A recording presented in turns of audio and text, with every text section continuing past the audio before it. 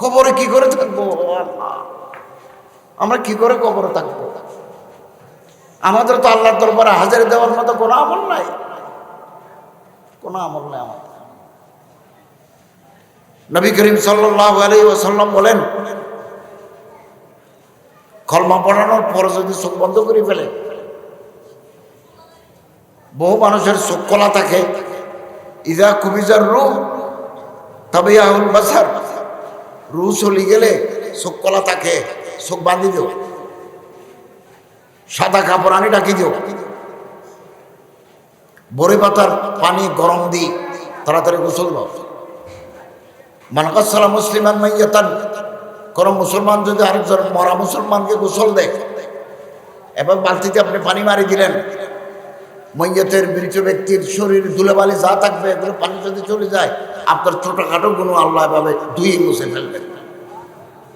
মান গাসসালা মুসলিমান মাইয়াতান, কোন মুসলমানকে যদি কেউ গোসল দেয়,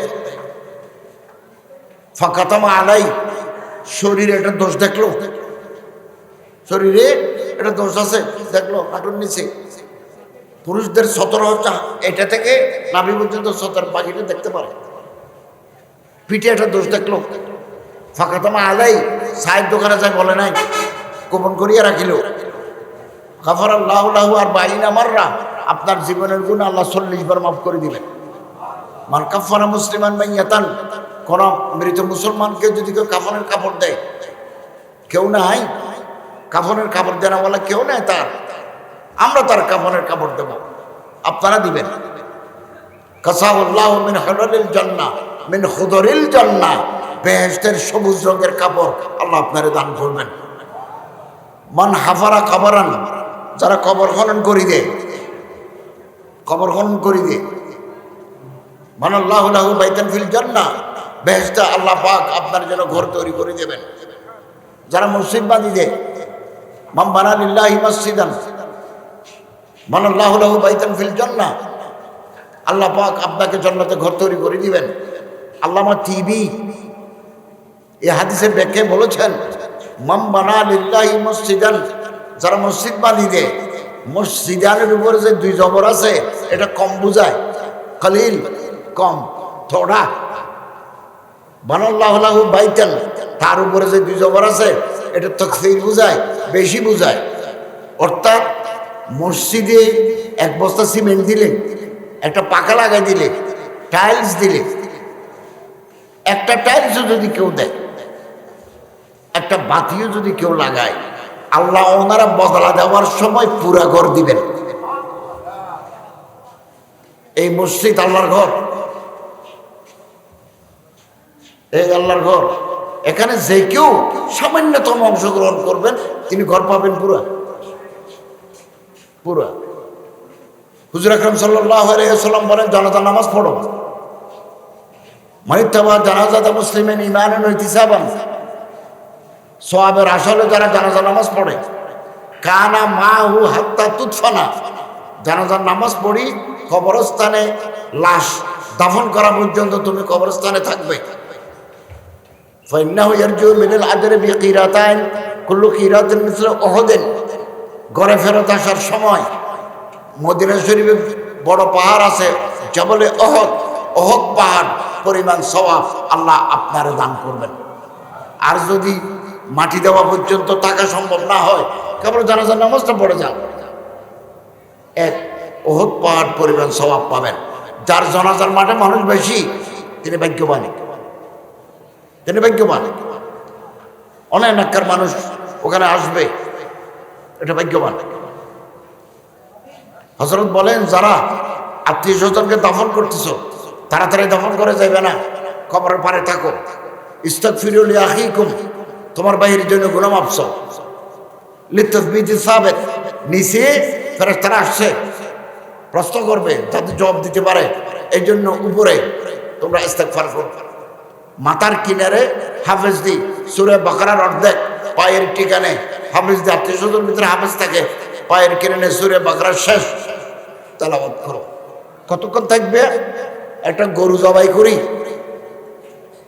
সামটাম খুলি, গোস্তগুলো বাক করি, বিলি করতে যতক্ষণ সময় লাগে ততক্ষণ কবরের পারে থাকবে দাফনের পরে। আত্মীয় স্বজন। জুমার দিন যারা মারা যায়, বৃহস্পতিবার রাত জুমার দিন যারা মারা যায়, ইল্লা ওয়াকা আল্লাহ মিন ফিতনাতিল কবর, কবরের আযাব থেকে আল্লাহ তাদের হেফাজত করেন। নেককার বান্দাদেরকে আল্লাহ বলবেন নম কানমিল আরুস, ঘুমাও, নতুন জামাইয়ের মতো, বাসর ঘরের মতো ঘুমাও, জান্নাতের সাথে সংযোগ করে দিয়েছে, বাতাস আসতেছে, একে ঘুমে কিয়ামতের মাঠ। আযাবুল কবর হক্কুন,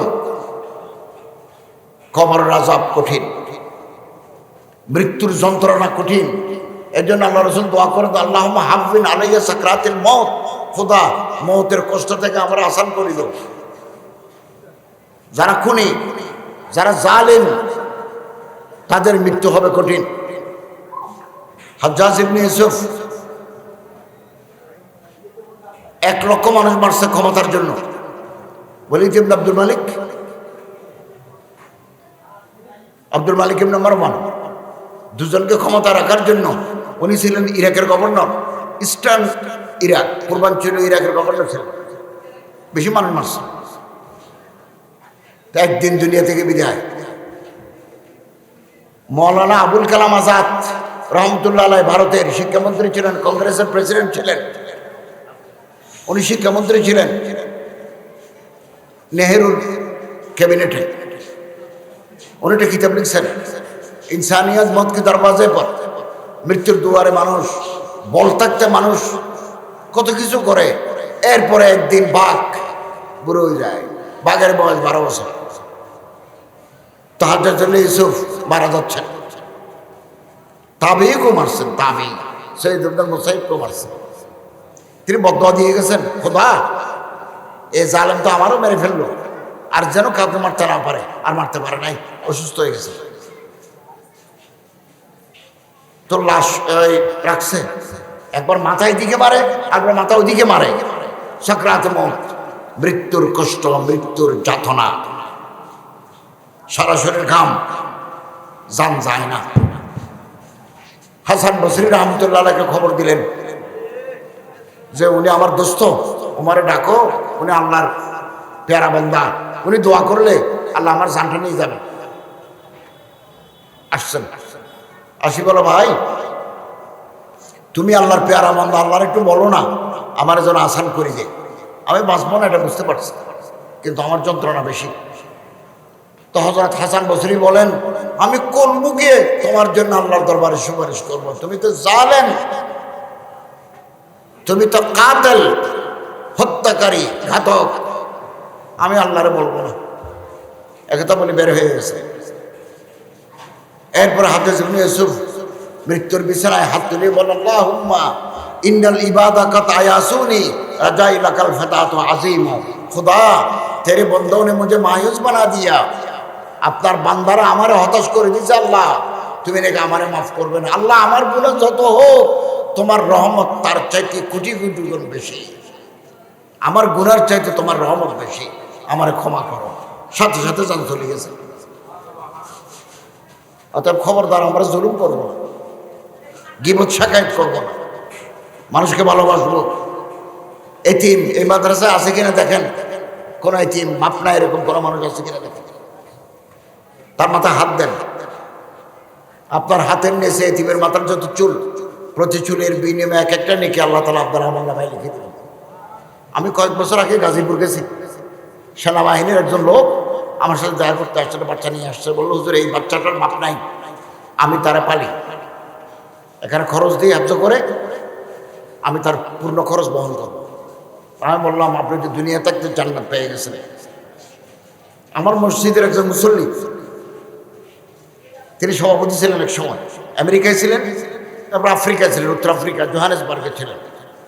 উনি আমারে বললেন, হুজুর আমি তো আমার ছেলেকে হাফেজ বানাতে পারি নাই, আপনার মাদ্রাসায় একজন গরিব মানুষকে, বাচ্চাকে আমি হাফেজ বানাতে চাই। তো যাই মহতম সাহেবের সাথে আলাপ করে বাচ্চা একটা বাইর করছে, ছোট, এখন 2 পারা করছে একজন। তো 19,000 টাকা উনি দিলেন, একটা মাদ্রাসার ফান্ডে জমা দিলাম। উস্তাদের ভাত হাফ বাচ্চাকে দেবে, 2 বেলা নাস্তা, চা সহ ক্যান্টিনে খাবে, মাদ্রাসায় টাকা দেবে। ফুরেলে আবার আমি দেব। কালকেও তার সাথে আমার দেখা হয়েছে। বাবা অ্যাক্সিডেন্ট করে হাত নষ্ট হয়ে গেছে, কাজ করতে পারে না। এরকম এতিমের সেবা করি, এতিমকে কিতাব কিনে দিই, এতিমকে কাপড় কিনে দিই, এতিম মেয়েকে বিয়ে দিই। হযরত সাল্লাল্লাহু আলাইহি ওয়াসাল্লাম একদিন আঙ্গুল দেখায় বলেন, আমি ওয়া কাফিরুল এতিম, এতিমকে যে ভাত খাওয়ায়, এতিমকে যে লেখাপড়া শিখায়, এতিম মেয়েকে যারা বিয়ে দেয়, এতিমকে যে কাপড় দেয়, সে এবং আমি ফিল জান্নাতে হাকাযা কাহাতানি ফিল জান্নাহ, দুই আঙ্গুলের মতো জান্নাতে পাশাপাশি থাকবো, পাশাপাশি থাকবো। বহু মা আছেন দুনিয়ায়, একটা বাচ্চা আছে অথবা দুটো বাচ্চা আছে, স্বামী অ্যাক্সিডেন্ট করে মারা গেছে। এখন এই মেয়েকে বহু মানুষে বিয়ে করতে চায়, কিন্তু বাচ্চা নিতে চায় না। বলো পরের ছেলে আমি তোমারই বিয়ে করবো, কিন্তু আমার বাচ্চা নিতে পারবো না। মা আবার বাচ্চা ছাড়া যেতে রাজি নয়। বহু আবার হৃদয়বান মানুষটা আছেন, ঠিক আছে তোমার বাচ্চা সহ তোমার নিয়ে যাবে। বহু মানুষ আছে হৃদয়বান মানুষ আছে। হযরত সাল্লাল্লাহু আলাইহি ওয়াসাল্লাম বলেন, এক দুটা বাচ্চা রাখি যার স্বামী মারা গেল, এই বাচ্চাগুলোর চেহারার দিকে তাকাই, মা আর বিয়ে করলো না, নিজের জীবন নিজের যৌবন মাটি করে দিল। এই ছেলেদের বোমাল্য, মেয়েদের বিয়ে দিল, তারা নিজের পায়ে দাঁড়াবার ব্যবস্থা করে দিল। হযরত বলেন, সে এবং আমি জান্নাতে কাছাকাছি থাকবো। এগুলো নবীর সুন্নাত, হাদিসে মুবারক।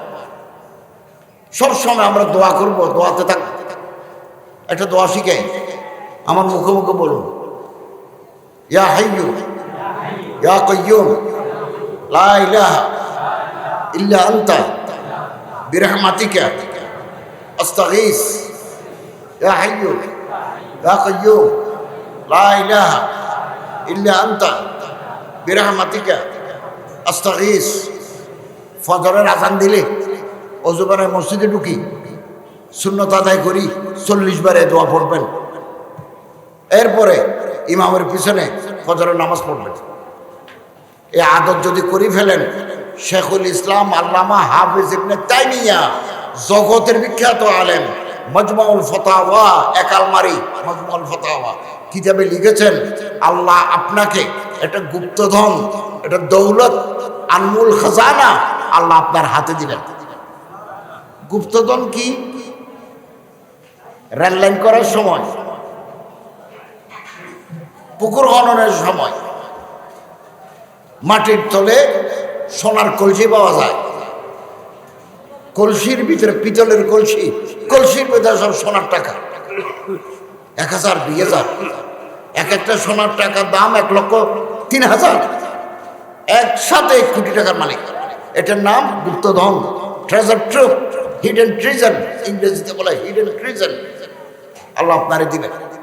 আল্লাহ বলেন, কি দেব তোমারে বলবো না, আমি গোপন করে রাখলাম। ইট ইজ মাই ডিসক্রিশনারি পাওয়ার। বুঝতে পারছেন?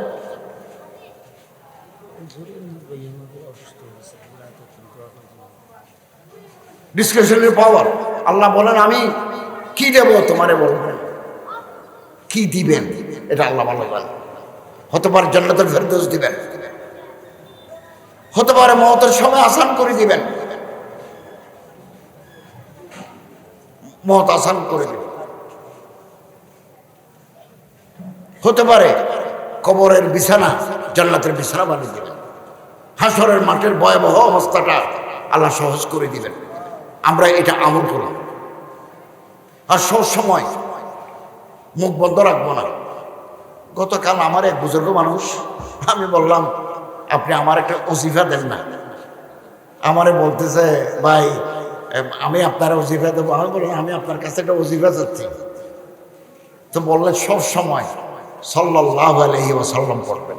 এটাও আপনাদের ওজিফা দিলাম। আমরা যখন গাড়িতে থাকি, মুখ যখন খালি থাকে, সাল্লাল্লাহু আলাইহি ওয়াসাল্লাম, এটা বলতে কোনো কষ্ট নাই। বুখারী শরীফের আরেকটা দোয়া আছে, কালিমাতান খাফিফাতান আলাল লিসান, বলতে সহজ,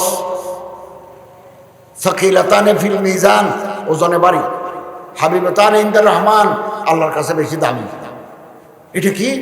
আমার মুখে মুখে বলুন সুবহানাল্লাহি ওয়া বিহামদিহি সুবহানাল্লাহিল আযীম। কথা দুইটা, কালেমা দুইটা, এই জন্য কালিমাতানে, টু সেন্টেন্সেস।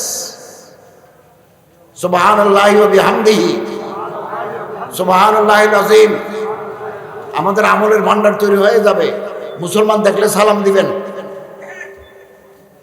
আসসালামু আলাইকুম রহমতুল্লাহ, 30 নাকি। কেউ যদি সালাম দেয়, সালামটা ভালো করে নিবেন, ওয়ালাইকুম আসসালাম রহমতুল্লাহ ওয়া বারাকাতুহু, 30 নাকি। মুসাফা করবেন, ক্বাবলা আন ইয়াতাফাররাকা, দুই হাত আলাদা হওয়ার আগে দুজনের ছোট হাঁটু গুনাহ মাপ। ওয়াতিআমুত তাআম, মানুষকে ভাত খাওয়াবেন। সিলুল আরহাম, আত্মীয় স্বজনকে দেখতে যাবেন। সাল্লু বিল্লাইল ওয়ান নাসু বিন্নায়াম, রাত 3টার সময় 4টার সময় উঠে সজিদায় পড়বেন। পৃথিবীর মানুষ ঘুম, বিরলি, ফেনী, দুনিয়ার মানুষ ঘুম। 2-4 জন আল্লাহ দরবারে সজিদা পড়ে। আল্লাহ রাসূল বলেন তাদখুলুল জান্নাতা বিসালাম, বেলা রুকাবট জান্নাত মে দাখিল হো যাও, বেহেশতে যেতে আর বাধা নাই, ডাইরেক্ট দরজা খোলা। এগুলো কোনো কষ্টের ব্যাপার নয়। মার্চের 12 তারিখ চাঁদ দেখা গেলে রোজা হবে 2024 সালে। আমি গত বছর এতেকাফ নিয়েছি। এগুলো বলতেছি তরগিবান, আপনাদের উৎসাহিত করার জন্য। এর আগের বছরও নিয়েছি। তো আমি যে মসজিদে জমা পড়াই, দোতলায় ওনারা একটা এনক্লোজার করে দিয়ে আমি একটু মোতলা করি, কিতাবপত্র দেখি। অসুস্থ মানুষ একটু রেস্ট নিই, 16 জন 17 জন নেয়, খোলামেলা খারাপ দেখায়, নামাজের সময় এটা তুলে দিই। গত বছর একটু কষ্ট পেয়েছি, শরীরও খারাপ, গরমও বেশি। এবছরও নিয়ত করছি, কারণ আগামী বছর আমি আছি কি না। মানে তাকাফা ঈমান আর ইহতিসাবান, যারা সওয়াবের আশায় এতেকাফ লয়, জীবনের সমস্ত গুনাহ মাফ। 40 ওয়াক্ত নামাজ, 50 ওয়াক্ত নামাজ জামাতের সাথে, সোজা কথা, 50 ওয়াক্ত নামাজ। তাহাজ্জুদ, ভাত খেতে উঠি, তাহাজ্জুদ পড়ি, কোরআন তেলাওয়াত করি। শবে কদর হাত ছাড়া হবে না। 83 বছর ইবাদত করলে যত সওয়াব, শবে কদর রাতে ইবাদত করলে তার চাইতে বেশি সওয়াব। এটাও পাবো। নিয়ত করে ফেলেন। জওয়ানরাও নিয়ত করেন, বয়স্করাও নিয়ত করেন। আগামী বছর আপনি নাও থাকতে পারেন। ব্যাংকে ওই ডিপিএস করতাম আর কি, ইসলামিক ব্যাংকে ডিপিএস করতাম। 3 বছর করে করতাম, কারণ আমি 5 বছরের জন্য করলে, আমি যদি 5 বছর না বাঁচি, 3 বছর পর করতাম। এগুলো তো ম্যাচিউর হয়ে গেছে, আর করি নাই, এখন আর করি নাই। আমার হালিয়া বলতেছে করেন না, 3 বছরের জন্য করে যান। আমি মনে করি যে আমার টাইম আর নাই, টাইম শেষ। যখনই আল্লাহ তাআলা ডাক দিবেন, তখনই আল্লাহর দরবারে চলে যাব। আমরা আশাবাদী, আল্লাহ আমাদেরকে বিনা হিসাবে জান্নাত দান করবেন। আল্লাহ আমাদের প্রতি দয়া করবেন। আমরা জেনে শুনে আল্লাহ নাফরমানি করি নাই, জেনে শুনে করি নাই, ভুলে হতে পারে। আমাদের প্রত্যেকের জন্য উপরে আল্লাহ তাআলা জান্নাত তৈরি করে রাখছেন। বুখারী শরীফের হাদিস, নবী করিম সাল্লাল্লাহু আলাইহি ওয়াসাল্লামের বিবি, আমাদের মা হযরত খাদিজা ইন্তেকাল করলেন। আল্লাহ রাসূলের চাচা আবু তালেব ইন্তেকাল করলেন। হযরত তায়েফে গিয়ে ইসলামের দাওয়াত দিলেন। কুরাইশের একটা মেয়ে, বনু সকিফ গোত্র, সকিফ গোষ্ঠীর বিয়ে দিছে। ওনারা মেয়ে নিছেন আল্লাহ রসুলের বংশধর কুরাইশ থেকে। হযরত মনে করলেন, যেহেতু আমাদের মেয়ে আছে, ওখানে জামাই আছে, বাগিনে টাগিনে আছে, তারা আমার একটা সহযোগিতা করবে, আমি ইসলাম প্রচার করব। কিন্তু তারা হযরতকে সাহায্য করে নাই, বরং কতগুলো ছেলে লাগাই দিল, হযরতকে পাথর মারি রক্তাক্ত করে দিল, পাহাড় থেকে নিচে ফেলে দিল। আমি ওখানে সব জায়গায় গেছি। হযরত আব্বাস রাদিয়াল্লাহু তাআলা মসজিদে নামাজও পড়ছি। তো হযরতের উপর 3টা বিপদ, হযরত খাদিজা, আবু তালেব এবং তায়েফের হাদিসা। তো আল্লাহ তাআলা ওনারা আসমানে নিয়ে গেছেন মেরাজ শরীফ। সুবহানাল্লাযী আসরা বিআবদিহি লাইলাম মিনাল মসজিদিল হারাম ইলাল মসজিদিল আকসা আল্লাহ যে বারাকনা হাওলাহু লিনুরিয়াহু মিন আয়াতিনা তাফসীরে আছে। 5 ওয়াক্ত নামাজ দিয়েছেন, এর আগে নামাজ ফরজ হয়নি। তো আল্লাহ তাআলা জিবরাইলকে বললেন, জিবরাইল আমার হাবিবকে বেহেশতে থাকো, দুজক দেখো। হযরত বলেন আমি বেহেশতে ঢুকলাম, দাখালতুল জান্নাতা, আমি বেহেশতে ঢুকলাম। জিবরাইল আমারে বলতেছে এই যে সোসাইটি, এই যে ঘর, সবগুলো নামাজি, যারা নামাজ পড়ছে, যারা রোজা রাখছে, যারা হজ করছে, যারা যাকাত দিছে, যারা গরিব মানুষকে দান করছে, নেক আমল করছে, তাদের বাড়ি। তো গলিতে যাচ্ছি, হযরত বলেন ফারাআইতু খাসারাতান, বুখারী শরীফ, আমি একটা রাজবাড়ি দেখলাম। রাজবাড়ি লামারা কত্তু, I have never seen this type of royal palace. আসার পথে বহু বাড়ি দেখছি, এরকম বাড়ি দেখি নাই। এত সুন্দর, দৃষ্টিনন্দন, স্প্লেন্ডিড, জমকালো। 2-3 তলা বাড়ি, ব্যালকনি আছে, দরজাগুলো সোনার রং, জানালাগুলো রূপার রং, রং বেরঙের বাতি জ্বলে, এবং পাথর লাগানো আছে।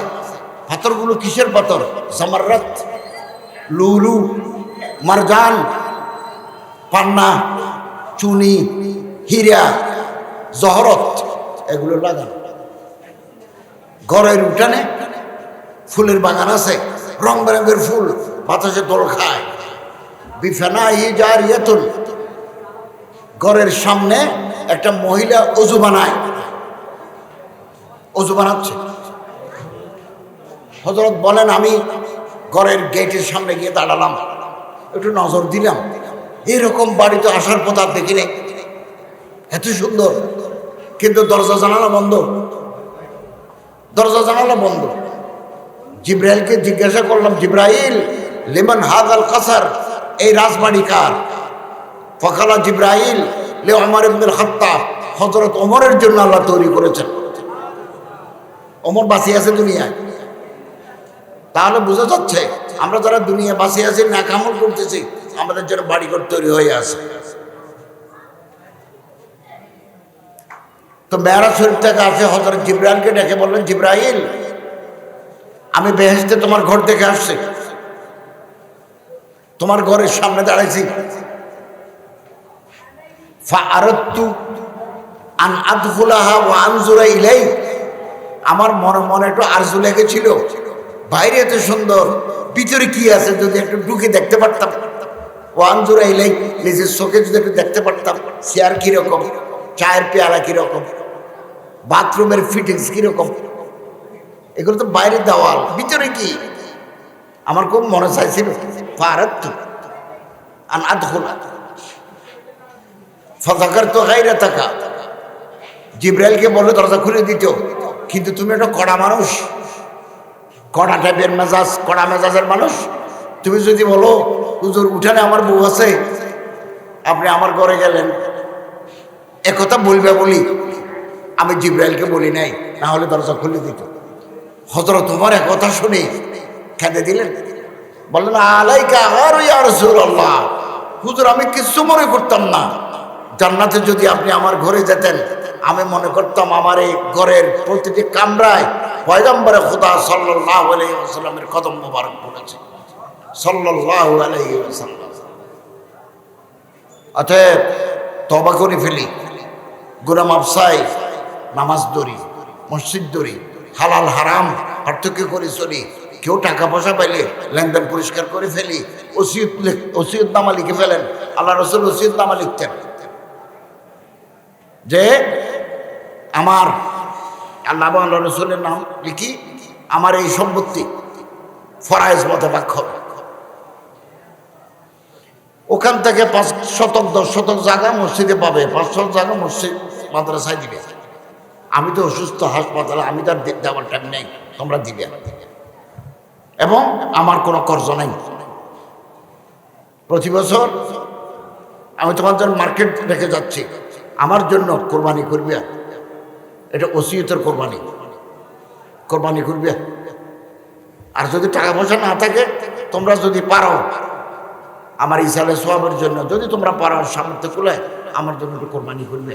এবং ওসিয়তনামা লিখি। আমি আর একটা ওসিয়তনামা সিলেটে দেখছি, যিনি আমার দাওয়াত দিয়ে নিছেন, ভাত খাওয়াইছেন, পরদিন আমি ফ্লাইটে চলে আসবো, ওনার দেখি যে টেবিলে এটা আছে এবং বলতেছে আল্লাহর হাতে তোমাদের অর্পণ করলাম, ওসিয়তনামা লিখে যাবেন।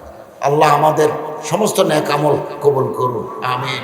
ওয়া আখিরু দাওয়ানা আলহামদুলিল্লাহি রাব্বিল আলামিন।